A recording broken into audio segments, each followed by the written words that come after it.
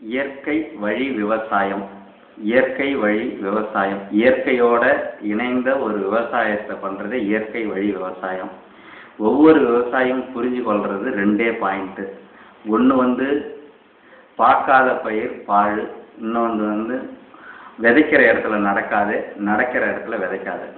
அதில் இந்த ஃபர்ஸ்ட் சொன்னது பார்க்காத பயிர் பாழ் அப்படின்றது, யார் ஒருத்தவங்க விவசாயம் பண்ணுறாங்களோ தன்னுடைய இடத்துல தான் பயிர் வச்சிருக்கிறத போய் பார்க்கலன்னா அந்த பயிர் வீணாக போயிடும். ஏன்னா அதுக்கும் உயிர் தன்மை உண்டு. நம்ம வளர்க்குறவங்கள எப்படி குழந்தைய வளர்க்குற மாதிரி பயிரை வளர்க்க கற்றுக்கணும். அதுக்கு உதாரணமாக ஒரே ஒரு விஷயம் சொல்லலாம். எங்கேயோ இருக்கிற எருக்கஞ்செடி, 2 எருக்கஞ்செடியை பார்த்துட்டு ஒரு எருக்கஞ்செடியை நீங்கள் பராமரிச்சிங்கன்னா, தண்ணி ஊற்றி எல்லாத்தையும் பராமரிச்சுக்கிட்டு இருந்தீங்கன்னா அந்த எருக்கஞ்செடியும் நல்லா வளரும். அந்த இயற்கையிலே இருக்கிற எருக்கஞ்செடியும் அதே மாதிரி வளர்ந்துக்கிட்டு இருக்கும். ஆனால் இந்த பார்த்த எருக்கஞ்செடியை கொஞ்ச நாள் நீங்கள் பார்க்காம விட்டுட்டிங்கன்னா திருப்பி ஒரு 6 மாதம் கழிச்சு அந்த இடத்துல போய் நீங்கள் பார்த்து அந்த எருக்கஞ்செடி செத்து போயிருக்கும். இதுக்கு என்னன்னா, இதுதான் அந்த காலத்தில் சாதாரணமாக உள்ளுக்குள்ளே சொல்லி வச்ச ஒரு விஷயம்.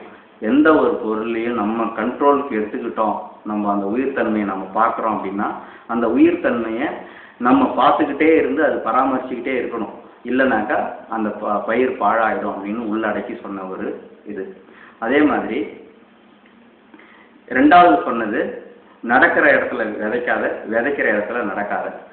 ஒரு 100-150 மாடுகள் ஒரு வழியாக போச்சுனாலும் அந்த இடத்துல புல்லு முளைச்சி கரெக்டாக வந்துக்கிட்டு இருக்கும். இல்லை ஒரு எறும்பு சாரையாக போனாலும் அந்த இடத்துலையும் செடி எல்லாம் இருக்கும்.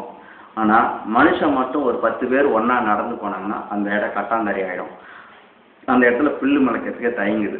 ஏன்னா நம்மளுடைய மைக்ரோ பாக்டீரியாஸில் நம்ம உடம்புலேருந்து ரிலீஸ் ஆகிற கால் வழியாக இருக்கிறதெல்லாம் அங்கே எல்லாத்தையும் எல்லா உயிரினத்தையும் சாவடிச்சிருக்கு.